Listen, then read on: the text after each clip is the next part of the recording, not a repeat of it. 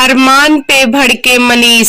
Star plus के most popular show ये रिश्ता क्या कहलाता है के आने वाले धमाकेदार एपिसोड में दिखाया जाएगा कि रूही अरमान को रोकने की बहुत ही कोशिश करती है और वह अपना पूरा जी जान लगा देती है कि अरमान शादी से ना जाए, लेकिन अरमान रुकता नहीं है और अभीरा के पास जाता है तो मनीष कहता है कि अरमान अब तुम क्यों आए हो, जब अभीरा यहाँ से चली गई है तब क्या करोगे आकर के। उसके बाद मनीष अरमान को बहुत ही भला बुरा सुनाता है और दादी साहब अरमान को भी थप्पड़ लगा देती हैं। उसके बाद अरमान के परिवार में आधे लोग रूही की शादी टूटने से खुश होते हैं और आधे लोग बहुत ही दुखी होते हैं, लेकिन कुछ लोग कहते हैं कि चलो अच्छा हुआ कि अरमान की शादी इस रूही से ना हो करके अब अभीरा से होगी। कुछ तो अरमान को सद्बुद्धि आया।